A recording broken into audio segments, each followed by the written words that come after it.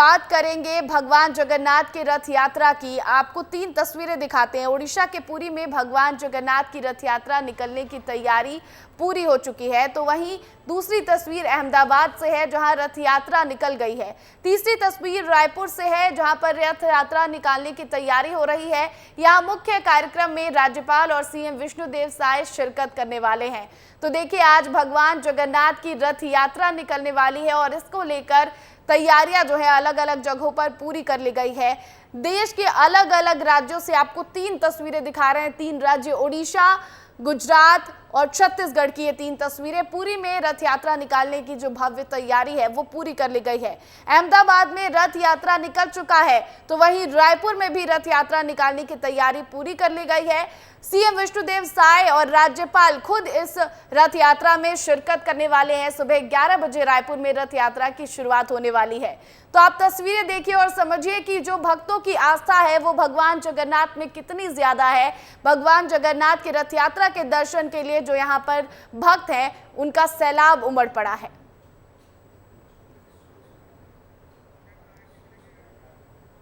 तो देखिए, रायपुर में आज भगवान जगन्नाथ की रथ यात्रा निकलने वाली है। रथ यात्रा से पहले की जाएगी भव्य पूजा पाठ। गायत्री नगर के जगन्नाथ मंदिर से निकाली जाएगी रथ यात्रा। राज्यपाल विश्वभूषण हरिचंदन भी शामिल होंगे। सीएम विष्णुदेव साय भी रथ यात्रा में हिस्सा लेंगे। छेरा पहरा की जो रस्म है वो अदा करेंगे राज्यपाल और मुख्यमंत्री। तो देखिए, जो लगातार तैयारी है वो अभी चल रही है। 11 बजे रथ यात्रा जो है वो निकलने वाला है भगवान जगन्नाथ का, और ऐसे में राज्यपाल और सीएम विष्णुदेव साय खुद वहां पर पहुंचने वाले हैं। छेरा पहरा की रस्म अदा करेंगे। जो झाड़ू लगाकर रथ यात्रा की शुरुआत की जाती है वो करने वाले हैं यहाँ पर सीएम और राज्यपाल खुद, और भव्य तैयारी जो है वो चल रही है। वहां पर प्रशासनिक व्यवस्था भी जो है उसके पुख्ता इंतजाम कर लिए गए हैं। हर तरफ सुरक्षा बल तैनात कर दिए गए, चाहे वो मंदिर हो या फिर रथ यात्रा का जो मार्ग है। ट्रैफिक एडवाइजरी भी लोगों के लिए जारी कर दी गई है कि जिधर से रथ यात्रा निकलेगी उधर लोगों को जो है वो जाने के लिए सख्त मनाही है। जो भक्त हैं वो केवल बस यहाँ पर पहुंच सकते हैं। तो देखिए, जो तैयारी है वो पूरी हो चुकी है भगवान जगन्नाथ की रथ यात्रा की। क्या होती है छेरा पहरा की रस्म, आपको ये बता देते हैं। गायत्री मंदिर में निभाई जाती है पुरानी परंपरा। पहले राजा महाराजा कार्यक्रम में होते थे शामिल। राज्यपाल सीएम रथ यात्रा भी इसमें शामिल होने वाले हैं और सीएम निभाते हैं छेरा पहरा की रस्म। राज्यपाल और सीएम दोनों ही रथ यात्रा में शामिल होने वाले हैं। छेरा पहरा की जो रस्म है वो सीएम निभाने वाले हैं। रास्ते को सोने के झाड़ू से साफ किया जाता है। भगवान की प्रतिमा को रथ तक लेकर जाते हैं सीएम। तो ये है छेरा पहरा की रस्म, और यही रस्म जो है यहाँ पर सीएम विष्णुदेव साय निभाते हुए नजर आएंगे 11 बजे भगवान जगन्नाथ की रथ यात्रा की जब शुरुआत होगी। अब आपको अगली खबर गुजरात से बता दें। गुजरात के सूरत में बड़ा हादसा हुआ है। यहाँ के सचिन पाली इलाके में 6 मंजिला इमारत गिर गई है और इस हादसे में 7 लोगों की मौत हो गई। अभी भी राहत और बचाव का काम जारी है। तो देखिए, आपको बड़ी खबर गुजरात के सूरत से बता दें जहां पर एक बड़ा हादसा हुआ है। यहाँ के सचिन पाली इलाके में एक 6 मंजिला इमारत जो है वो गिर गई और इस हादसे में 7 लोगों की जान चली गई है। अभी भी यहाँ पर राहत और बचाव कार्य जो है वो जारी है। यहाँ पर अभी भी राहत का काम चल रहा है। 6 मंजिला ये इमारत थी जो गिर गई और इसमें 7 लोगों की मौत हो गई है। अगली बड़ी खबर रायपुर से आ रही है जहां एक्शन मोड में है शिक्षा विभाग। मॉनसून को देखते हुए जर्जर स्कूलों की मरम्मत कराई जाएगी। स्कूल शिक्षा विभाग ने कलेक्टर को पत्र भी जारी कर दिया है इसको लेकर। जर्जर स्कूल भवन के संचालन पर भी रोक लगाने के निर्देश दिए गए हैं।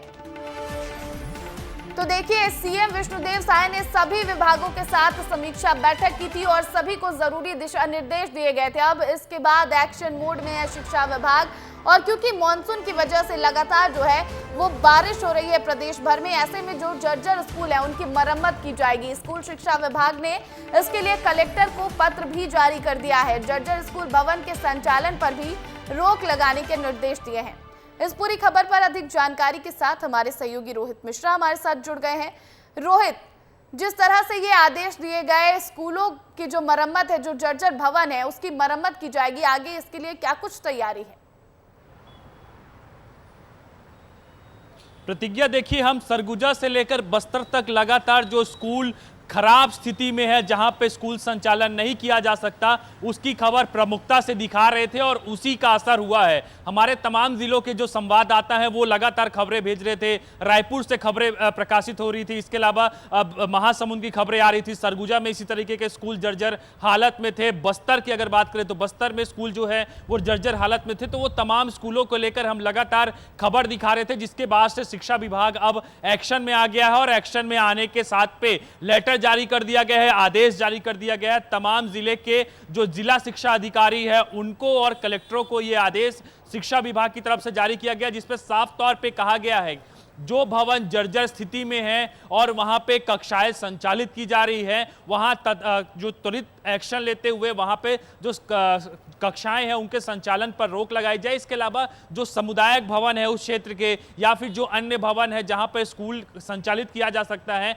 वहां पे स्कूल संचालित किया जाए। और वर्तमान पे क्योंकि मानसून हो रहा है और मानसून के समय पे जब तेज बारिश होती है, मूसलाधार बारिश होती है, तब जो जर्जर भवन रहते हैं उनके गिरने की संभावना सबसे ज्यादा रहती है। तो ऐसे में यह आदेश निकाला गया ताकि बच्चे सुरक्षित रहें और सुरक्षित रहते हुए पढ़ाई कर सके। तो एक बड़ा एक्शन जो है वो प्रशासन की तरफ से लिया गया है। और इसके बाद विस्तार न्यूज ने लगातार छत्तीसगढ़ के तमाम जिलों से खबरें दिखाई थी कि किस तरह स्कूल के जो भवन है वो जर्जर है, और अब इसी खबर का एक बड़ा असर यहाँ पर हुआ है, जहां पर शिक्षा विभाग ने तमाम जो जर्जर स्कूल भवन है उसकी मरम्मत की जिम्मेदारी कलेक्टरों को अब दे दी है। बहुत बहुत शुक्रिया तमाम जानकारी के लिए रोहित आपका।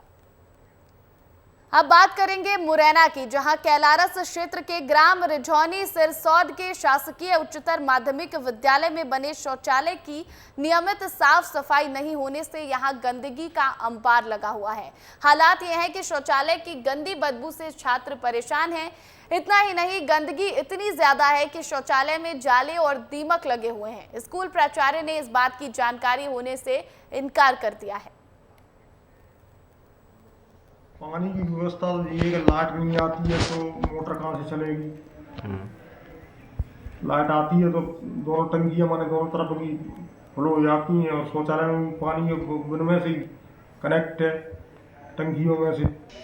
अब उधर के माने शौचालय ये कि उपयोग में नहीं आ रहे हैं, उधर इधर मिडल से ही उपयोग में आ रहे हैं ज़्यादातर। बात करेंगे मॉनसून की। मध्य प्रदेश में मॉनसून एक बार फिर से एक्टिव हो गया है। मौसम विभाग ने ग्वालियर, चंबल संभाग समेत कई जिलों में ऑरेंज अलर्ट जारी किया है। जबलपुर, छिंदवाड़ा, पांढुर्णा में भी पानी गिरेगा। 11 जुलाई तक आंधी बारिश का स्ट्रॉन्ग सिस्टम बन रहा है। श्योपुर कला में पिछले 24 घंटे में भारी बारिश हुई और भारी बारिश से जगह जगह पानी भर गया है। इससे एमपी और राजस्थान का संपर्क भी टूट गया है। तो देखिए, मध्य प्रदेश में एक बार फिर से मॉनसून जो है वो एक्टिव हो चुका है और मौसम विभाग ने ग्वालियर, चंबल संभाग समेत कई जिलों में बारिश के लिए ऑरेंज अलर्ट भी जारी कर दिया है। आपको बताएं कि जबलपुर, छिंदवाड़ा और पांढुर्णा में भी भारी बारिश होगी। 11 जुलाई तक आंधी और बारिश का स्ट्रॉन्ग सिस्टम मध्य प्रदेश में बन रहा है। वहीं श्योपुर कला में पिछले 24 घंटे भारी बारिश हुई, जिसकी वजह से जगह जगह पर पानी भर गया है और मध्य प्रदेश राजस्थान का संपर्क भी टूट चुका है। तो प्रदेश भर में जितने भी जिले हैं हर जगह रुक रुक कर बारिश हो रही है और इसकी वजह से अब ऑरेंज अलर्ट भी जारी कर दिया गया है कई जिलों में। मध्य प्रदेश के बाद छत्तीसगढ़ मॉनसून की बात कर लेते हैं। छत्तीसगढ़ में मॉनसून फिर से सक्रिय हो सकता है। मौसम विभाग ने 3 दिन भारी बारिश का अलर्ट जारी किया है। अब तक सामान्य से 22% कम बारिश हुई और इस महीने हो सकती है भरपाई, यानी कि अब तक जो सामान्य से 22% कम बारिश हुई थी, अब इस महीने बारिश के बाद ये भरपाई हो सकती है, क्योंकि मॉनसून एक बार फिर से छत्तीसगढ़ में सक्रिय हो गया है। मौसम विभाग ने 3 दिन के लिए भारी बारिश का अलर्ट जारी कर दिया है और अब तक सामान्य से हालांकि 22% कम बारिश हुई है, लेकिन इस महीने अब बारिश होगी तो इसकी भरपाई हो सकती है। तो देखिए, मध्य प्रदेश और छत्तीसगढ़ दोनों ही जगह पर मॉनसून एक बार फिर एक्टिव हो चुका है। क्या कुछ तस्वीरें आ रही हैं, इसके लिए हमारे सहयोगी दुर्गेश साहू जबलपुर से और रोहित मिश्रा रायपुर से हमारे साथ लाइव जुड़ गए हैं। दुर्गेश, जबलपुर में क्या कुछ हालात हैं, क्योंकि पूरे प्रदेश में सभी जिलों में हर जगह रुक रुक कर बारिश हो रही है, ऐसे में जबलपुर से क्या कुछ तस्वीरें? बिल्कुल, अमूमन हालात प्रतिज्ञा जबलपुर की भी ऐसे हैं। जबलपुर में भी रुक रुक कर बारिश हो रही है। कंटिन्यूटी जो बारिश होती है वो इस बार देखने को नहीं मिली है। पिछले 5 दिनों से लगातार मौसम विभाग अलर्ट जारी कर रहा है, लेकिन दिन के वक्त खंड वर्षा होती है, यानी कि जबलपुर शहर के अंदर ही किसी इलाके में बारिश हो रही है, किसी इलाके में बारिश नहीं हो रही है। दूसरी बात, बीती रात जरूर थोड़ी सी तेज बारिश हुई, जिसकी वजह से आंकड़ा जो है तकरीबन 8 इंच के करीब पहुंच चुका है जबलपुर में। लेकिन आज से जरूर मौसम विभाग का कहना है कि एक ट्रफ लाइन मध्य प्रदेश के ऊपर से गुजर रही है, जो ग्वालियर चंबल से होते हुए महाकौशल क्षेत्र को टच करेगी।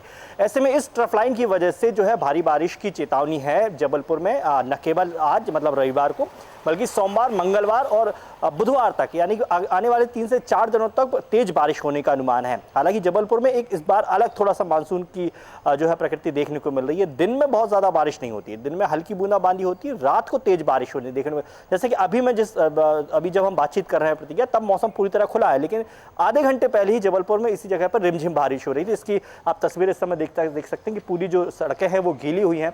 आसमान की तरफ अगर मैं दिखाना चाहूँ तो यहाँ पर मौसम जो है साफ नहीं है, बादल छाए हुए हैं, और ये बादल जो है घुमड़ घुमड़ के जो है आने वाले 48 घंटों में 72 घंटों में बरसेंगे। लेकिन फिर भी मैं ये कहूँगा कि जैसी बारिश हम अब तक देखते आए हैं वैसी बारिश इस बार देखने को नहीं मिली है। लगातार जो बारिश होती है 3 से 4 दिन तक, वही बारिश जो है वो जलस्तर को भी बढ़ाती है धरती के, और तापमान में भी काफ़ी ज़्यादा गिरावट करती है, और वही बारिश जो है थमती है। ये जो तेज़ बारिश होती है पानी बह जाता है। तो ऐसे में हम ये कहें कि मानसूनी बारिश हो जरूर रही है, लेकिन जैसी होनी चाहिए वैसी देखने को अब तक नहीं मिली है। लेकिन फिर बता रहे हैं कि जबलपुर के लोगों को जैसी उम्मीद थी बारिश की वैसी हो नहीं पा रही है। रायपुर में भी ऐसा है कि रायपुर में भी 22% कम बारिश हुई है अब तक रोहित, लेकिन आगे जो है वो बारिश के लिए अलर्ट अब जारी कर दिया गया है।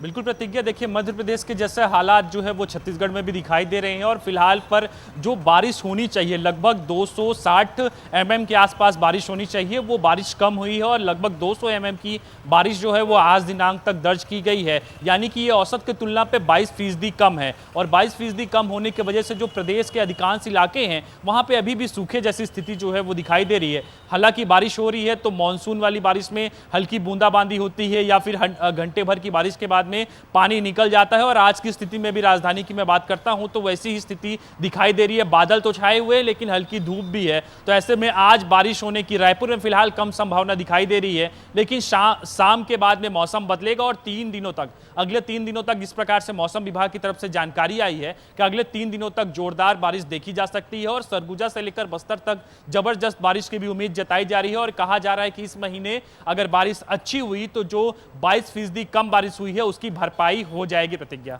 बिल्कुल, तो रोहित और दुर्गेश हमें तमाम जानकारी दे रहे थे बारिश को लेकर कि मध्य प्रदेश और छत्तीसगढ़ में क्या कुछ हालात हैं। बहुत बहुत शुक्रिया तमाम जानकारी के लिए रोहित और दुर्गेश, आप दोनों का।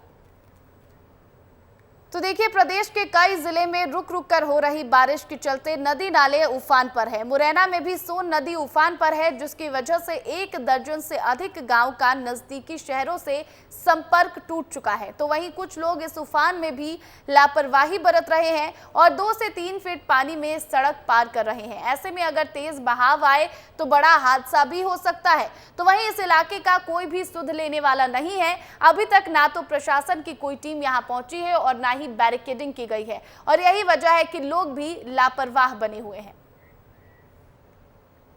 समस्या ये हो गई कि ये नदी का पुल क्या है, थोड़ा बहुत नीचे है, तो नदी आ जाती है तो ऐसे ही खड़े रहते हैं, इधर के उधर, उधर के उधर, कोई कहीं नहीं जा पाता है। प्रशासन से यही मांग करना चाहते हैं कि हमारे पुल को ऊंचा किया जाए। ये किया जाए कि हमारे लिए समस्या आ रही है, ना तो हम कहीं जा पा रहे हैं ना आ पा रहे हैं। अगर कोई इस टाइम अगर किसी की डिलीवरी भी होती है तो उसको यहीं रहना पड़ेगा, इसमें मौत भी हो सकती है, क्योंकि डॉक्टर के पास ही अगर सही समय पर नहीं पहुंच पाएंगे तो और क्या होगा।